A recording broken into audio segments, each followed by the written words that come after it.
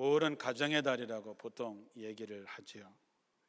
오늘 교회학교 어린이들이 유아부부터 초등부까지 모인 아이들을 보면 얼마나 귀하고 예쁜지 모르겠습니다. 아이들이 특성을 할 때 괜히 뒤에서 마음이 뭉클하고 눈시울이 붉어졌습니다. 오늘 또한 세례를 받은 12명의 아기들과 어린이들을 보니까 얼마나 좋습니까? 그리고 그 부모들이 얼마나 대견합니까? 하나님은 이렇게 가정을 통해서 복을 주시고 또 믿음의 축복을 이어가게 하시고 또 가정에서 천국을 미리 맛보게 하셨습니다. 하나님이 우리에게 원하시는 것이 뭘까요? 우리가 주 안에서 행복하게 사는 것입니다. 그런데 정작 우리 가정은 천국일까요? 대답 안 하셔도 됩니다. 여러분의 가정이 에덴 동산 같습니까? 혹 그렇게 되고는 싶지만 그렇지 못할 수도 있겠지요. 오늘 말씀에 우리를 위하여 여우 곧 포도원을 허는 작은 여우를 잡으라. 우리의 포도원에 꽃이 피었습니다. 그랬습니다. 우리 개역성경에는 여우가 한 마리로 나와 있지만 원어의 뜻에 보면 작은 여우떼라고 얘기를 합니다. 그래서 표준 세번역에 보면 이렇습니다. 작은 여우떼를 잡아주시오. 꽃이 한창인 우리 포도원을 망가뜨릴 작은 여우떼를 좀 잡아주시오. 포도원에 꽃이 한참인데 그 포도원을 망치는 것은 작은 여우들입니다. 가정은 정원과 같습니다. 우리가 무엇을 심고 어떻게 가꾸느냐에 따라서 그 정원은 달라집니다. 심지 않고 가꾸지 않으면 정원이 아니라 그냥 잡초밭이 되는 것이죠. 행복이라고 하는 것은 저절로 주어지는 것이 아니라 만들어야 되고 그리고 만들어진 행복은 지켜내야 됩니다. 두레박의 원리라는 말이 있습니다. 우리가 어릴 때 포던 그 두레박에 중간에 구멍이 나면 물은 그 중간 이상 절대로 채워지질 않습니다. 내가 아무리 노력하고 아무리 수고해도 시간이 지나면 그 구멍 난 것만큼 채워질 뿐이지요. 그래서 구멍을 막지 않고서는 해결할 수 없는 것입니다. 세상에는 하나님 외에 영원한 것은 없습니다. 세상이 정말 아름다운 것은 영원하지 않기 때문입니다. 언젠가 없어질 것이기 때문에 귀한 것입니다. 우리가 우주론에 의하면 태양의 나이가 한 46억 년 정도 됐다고 합니다. 그리고 한 70억 년이 지나가면 지금 태양이 아니라 이제 수명을 다한 죽은 태양이 됩니다. 그러면 태양계를 떠돌던 모든 행성도 다들 정상적이지 않지요. 특별히 생명을 갖고 있는 지구는 멸망을 당하게 되는 것이지요. 그런데 학자들의 말에 따라서 조금씩 다르지만 70억 년까지 갈 필요도 없고 앞으로 7억에서 10억 년쯤 되면 태양이 지금보다 훨씬 더 뜨거워지고 훨씬 더 밝아져서 지구의 온도가 생명체가 살 수 없을 정도로 물이 끓어 넘치는 수준까지 올라가게 됩니다. 그러면 모든 생명체는 사라지게 되어 있습니다. 지금 지구 온도가 2도에서 3도만 올라가도 기후 재난 때문에 굉장히 어려워지는 것은 그것의 시작이라고 보면 됩니다. 장차 없어질 이 지구, 그래서 소중한 것입니다.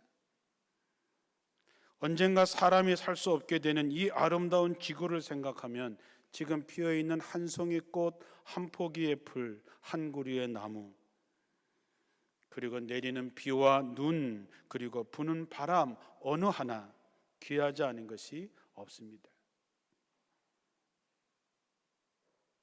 우리도 이 땅에서 영원하지 않습니다. 우리가 가정을 생각하고 부모를 생각하고 형제를 생각하고 자식을 생각하고 우리 성도들을 서로 생각할 때 우리가 제일 먼저 생각해야 하는 것은 우리는 영원히 함께 할 수 있지 않다는 것입니다. 우리는 이곳에서 주어진 시간만 함께 할 수 있습니다. 그래서 귀하고 소중한 것입니다. 자식을 낳을 때보다 손주가 태어나면 왜 그렇게들 좋아하고 사랑스럽고 귀할까? 생각해 보셨습니까? 그저 손주가 태어났으니까, 내 피부치가 태어났으니까 그렇습니까? 제가 처음으로 손주가 있습니다. 처음 얘기하는 거죠. 제가 손주를 보면서 이 아이는 왜 자식보다 더 이렇게 이쁠까? 제 결론은 그 아이와 함께 할 수 있는 시간이 별로 없기 때문입니다. 그 아이가 자라서 어른이 될 때까지 내가 지켜볼 수 있을까? 그 아이가 자라서 시집을 가고 그 아이가 자라서 장가 갈 때까지 내가 그것을 살아서 지켜볼 수 있을까? 가능성은 있지만 희박합니다. 그래서 더 많은 사랑을 주고 그 아이에게 할아버지 할머니가 있었다는 것을 기억시키고 싶어서 그런 것 같습니다. 그렇게 생각하면 우리는 사랑하며 살기에도 너무 짧은 만남으로 짧은 인생을 살아갑니다. 우리는 얼마나 남았을까요? 저와 여러분은 얼마나 같이 할까요? 여러분의 부부는 얼마나 같이 할까요? 여러분의 부모님은 얼마나 기다려줄 수 있으실까요? 얼마 후가 되면 우리는 다시 보지를 못합니다. 우리에게는 그러한 끝이 있기 때문에 정말 귀한 것이고 그 마지막에 후회하지 않으려고 여한을 남기지 않으려고 우리는 최선을 다하며 살고 있는 것입니다. 그런데 생각해 보면 우리가 살면서 누구에게 가장 많은 상처를 받고 누구에게 가장 많은 상처를 줍니까? 놀랍게도 가족입니다. 가장 가까이 하는 사람들이죠. 우리는 서로 사랑한다고 하면서 우리는 부모님에게 가장 많은 상처를 받고 우리는 부모님에게 가장 많은 상처를 줍니다. 부부가 100년 해로 한다고 약속을 해놓고 우리는 남편에게 아내에게 상처를 가장 많이 받고 상처를 가장 많이 줍니다. 심지어 우리는 자녀들에게도 가장 많은 상처를 줍니다. 우린 교회 안에서 한 공동체인 사랑하는 공동체라고 하면서 우린 서로에게 많은 상처를 주고 상처를 받기도 합니다. 우리는 가족을 참 소중한 사람들이라고 얘기하면서 함부로 대할 때가 많이 있습니다. 세상에 나가서는 그렇게 젠틀하고 세상에 나가서는 그렇게 인자하면서도 집에 와서는 전혀 그렇지 않은 삶을 살 때도 많이 있습니다. 결혼할 때 우리는 성혼 서약을 다 했지요. 내용은 간단한 겁니다. 어떠한 상황에서도 서로를 사랑하고 죽음이 둘을 나눌 때까지 내가 이 사람을 끝까지 지키겠습니다. 그렇게 약속했지요. 안 한 것처럼 그렇게 표정 짓고 있지 마시고 다 하셨지요. 만약에 우리가 자식을 낳을 때마다 이런 서약을 해야 된다면 우리는 기꺼이 그렇게 할 것입니다.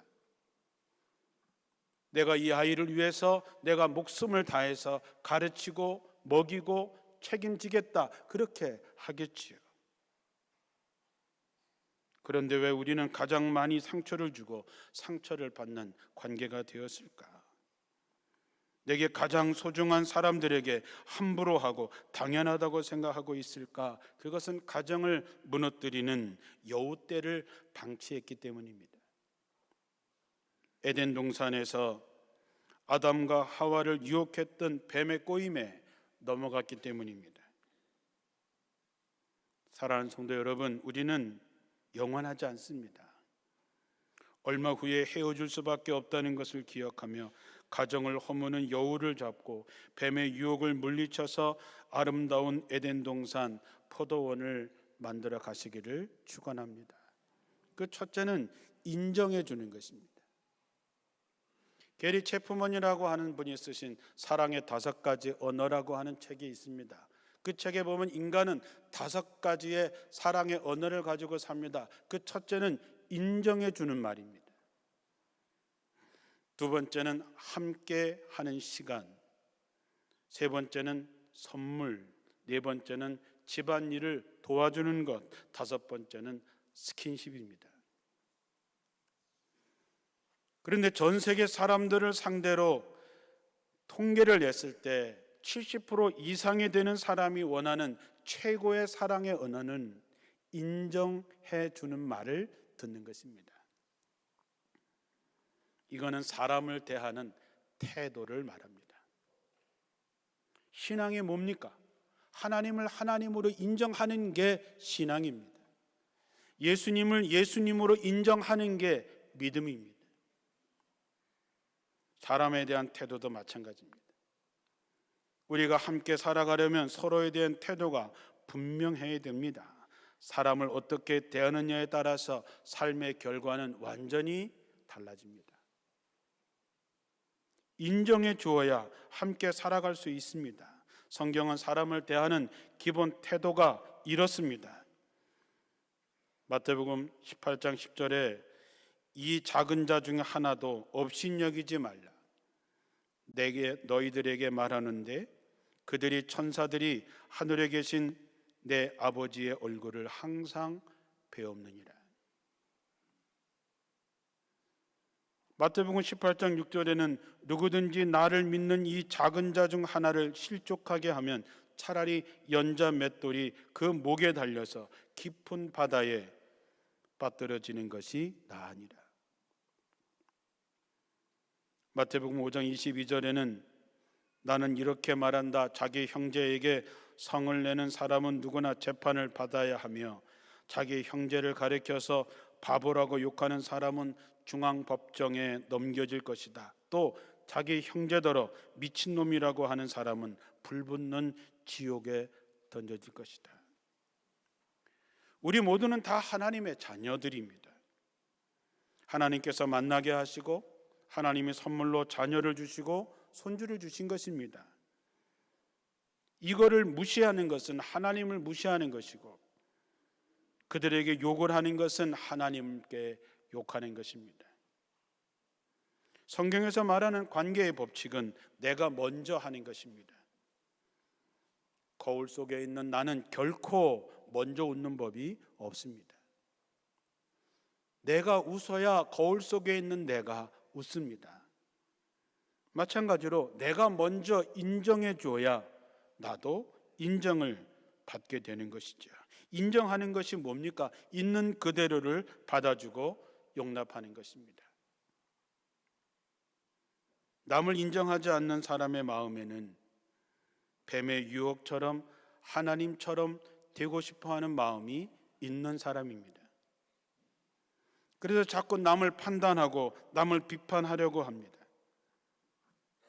물론 여러분은 내가 하는 말이 목사님 틀린 적이 없고 다 잘되라고 하는 말입니다. 인정합니다. 그러나 그 마음속에 하나님처럼 되고 싶어 하는 마음이 있습니다. 잘 분별하시기 바랍니다. 만약에 하나님이 여러분을 판단하고 여러분을 비판하고 여러분을 정죄했다면 여기 살아남을 사람 단 한 사람도 없습니다. 우리 모두는 1만 달란트의 빚을 탕감받은 사람들입니다. 그런데 어떻게 우리에게 100데나리온의 빚을 진 사람을 용납하지 않는다면 그를 어찌 하나님의 사람이라고 할 수 있겠습니까? 남을 인정한다는 또 다른 말은 남과 비교하지 않는 것입니다. 다른 말로 얘기하면 존중해 주는 것입니다.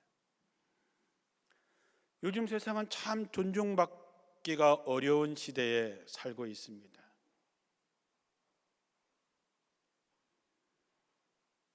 남과 비교당하지요. 옆집 남편은 이렇게 하는데, 옆집 아내는 이렇게 하는데, 아무개 권사는 이렇게 하는데, 아무개 집 아들은, 아무개 집 딸은 이렇게 저렇게 하는데, 우리가 누군가 비교를 당하기 시작하면 그 속에는 마귀가 역사하게 되어져 있습니다. 우리는 누구입니까? 하나님께서 창세 전에 이미 우리를 택하시고 그리스도 안에서 우리를 자녀로 삼으시고 우리를 구하시려 예수께서 십자가에 못 박혀 돌아가시면서 살려내신 귀한 사람들입니다. 여러분도, 여러분의 자식도, 손주도 마찬가지입니다. 우리가 만나는 모든 사람이 다 그런 사람들입니다.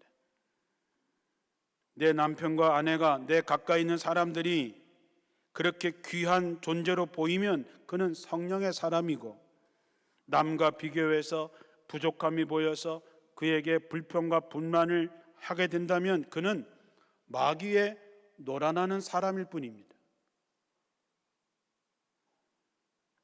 가끔씩 권사님을 만나서 교회에 나오지 않는 남편이 궁금해서 어떤 분이세요? 이렇게 물어보면 권사님이 이렇게 얘기합니다.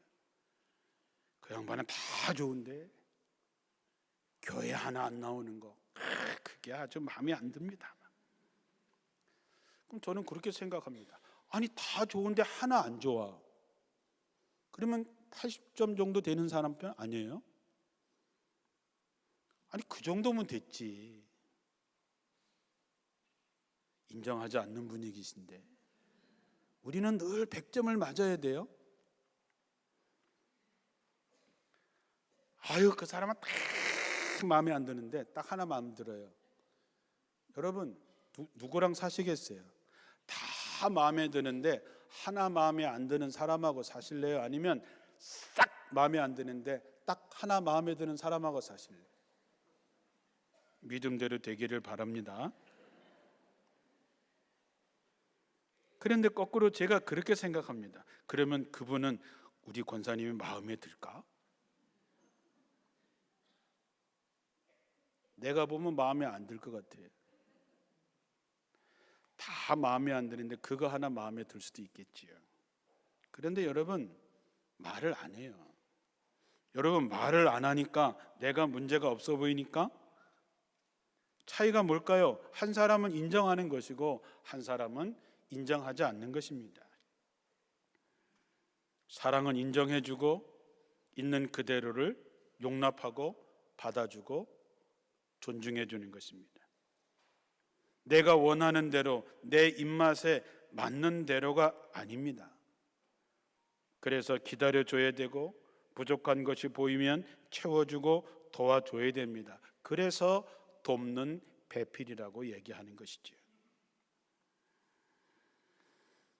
어디서든지 그들이 맡은 일을 생각해서 사랑으로 인정해주고 귀히 여기는 것이 포도원을 허무는 여우를 잡아내는 것이고 구멍난 두레박을 온전하게 하는 것입니다. 내 기준이 아니라 하나님이 세우심을 받아들이고 내게 보내주신 그 뜻을 알고 인정할 때 여러분은 천국을 맛보게 될 것입니다. 두 번째는 함께 해야 됩니다. 함께 마음을 나눠야 됩니다. 이것은 연합의 의미고 쉽게 얘기하면 하나됨의 법칙입니다. 나누지 못하는 관계라면 부부라고 할지라도 아무 의미가 없습니다. 님이라는 글자에 점 하나 찍으면 뭐가 되죠? 남이 됩니다. 그 유행가의 가사가 참 기가 막힙니다. 님이라는 글자에 점 하나 찍으면 남 된다. 점 하나에 따라서 님도 되고 남도 되는 것이죠. 그 차이가 뭐냐? 그와 나눔이 있느냐 없느냐의 차이입니다.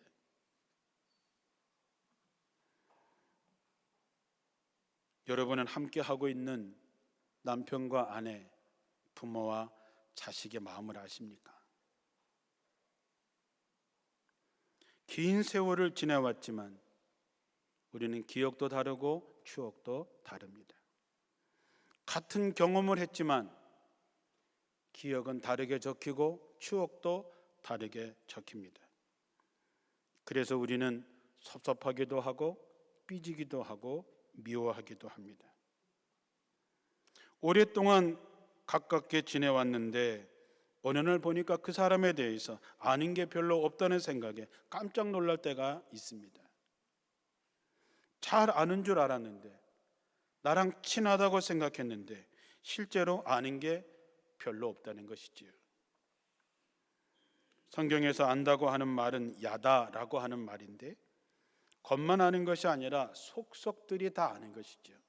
내가 예수를 안다라고 하는 말은 내가 예수님의 삶을 알고 그분의 생각을 알고 그분의 말씀을 알고 그분의 뜻을 알아서 내가 그 뜻대로 살 때 우리는 비로소 예수를 안다, 이렇게 얘기할 수 있는 것이죠. 함께 하지 않고 알지 못하고 함께 할 수 없습니다. 그 마음을 모르는데 어떻게 알 수 있겠습니까? 마음을 나누지 못하면 우리는 언제나 타인입니다.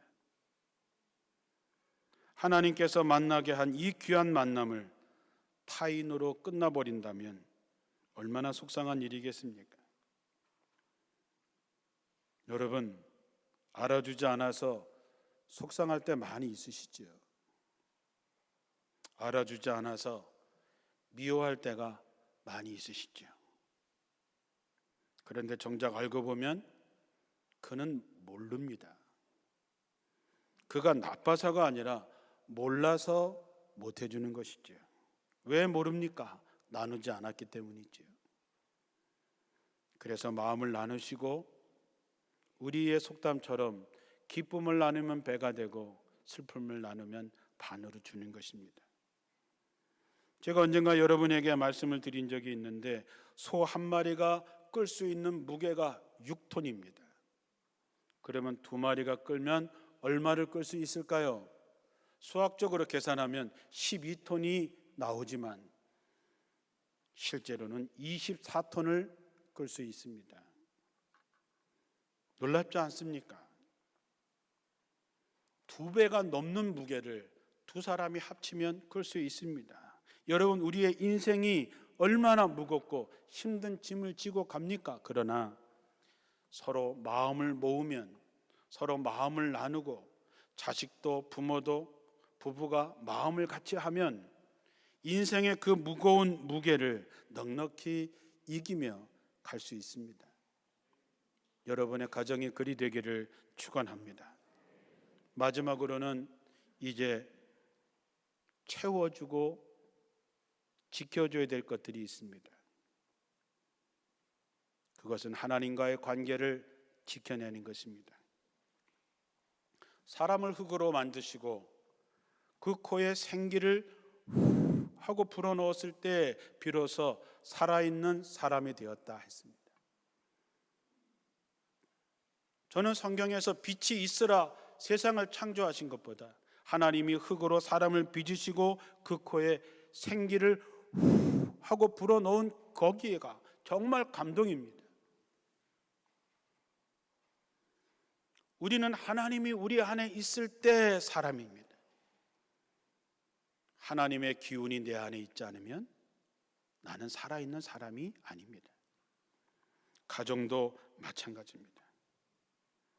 여러분의 가정에 하나님의 숨, 하나님의 영이 함께하면 여러분은 삽니다. 여러분의 가정이 하나님께서 주인 되시고 하나님께서 여러분의 삶의 중심이 있다면 결코 여러분은 실패하지 않습니다. 시편 121편의 아름다운 시가 있습니다. 이 산 저 산 쳐다본다. 도움이 어디서 오는가? 하늘과 땅을 만드신 분 여호와에게서 나의 구원이 오는구나. 내 발이 헛디딜까 봐 여호와 너를 위해 지키시며 졸지 아니하시리로다. 이스라엘을 지키시는 이 졸지 않고 잠들지도 않으신다. 여호와는 너의 그늘 너를 지키시는 이 내 오른편에 늘 계신다. 낮에 해가 너를 해치지 않고 밤의 달도 너를 해치지 못하리라.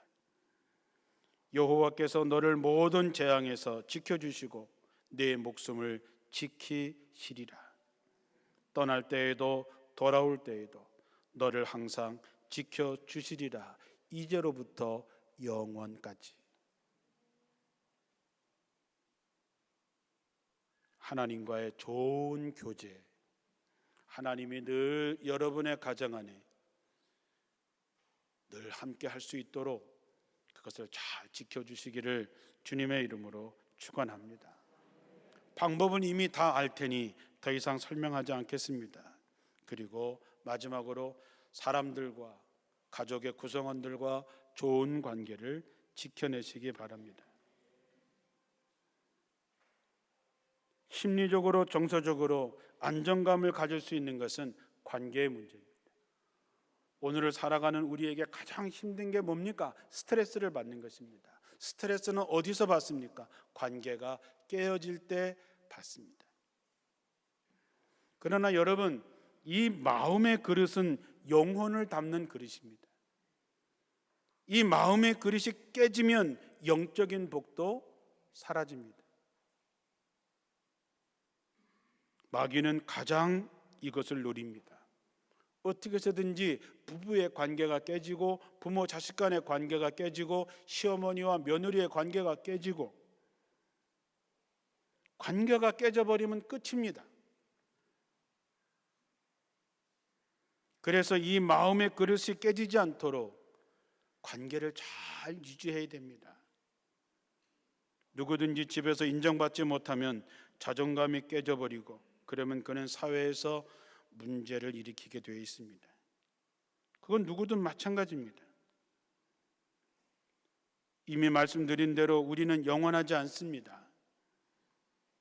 그래서 우리에게 주어진 만남과 시간을 인정해주고 마음을 나누고 서로를 지켜주고 해결하면 됩니다. 관계가 좋으면 무슨 일이든지 할 수 있습니다. 그러나 관계가 깨어져 버리면 무슨 일도 할 수 없습니다. 마귀는 항상 이것을 노립니다. 이유야 어찌 되었든 마귀의 도구로 사용돼서야 되겠습니까? 고린도전서 13장 4절에 사랑에 대해서 얘기합니다. 사랑은 오래 참고 사랑은 친절합니다. 사랑은 시기하지 않으며 뽐내지 않으며 교만하지 않습니다. 사랑은 무례하지 않으며 자기의 유익을 구하지 않으며 성을 내지 않으며 원한을 품지 않습니다. 사랑은 불의를 기뻐하지 않으며 진리와 함께 기뻐합니다. 사랑은 모든 것을 덮어주며 모든 것을 믿으며 모든 것을 바라며 모든 것을 견딥니다.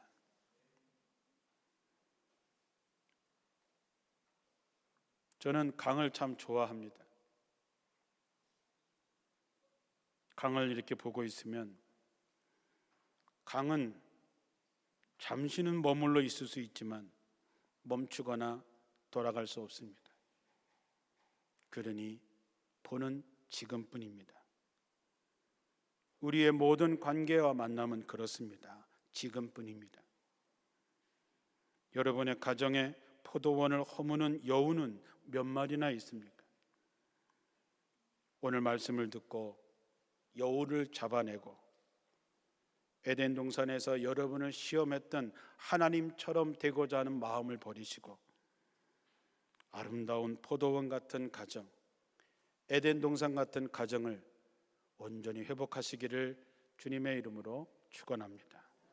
기도하겠습니다.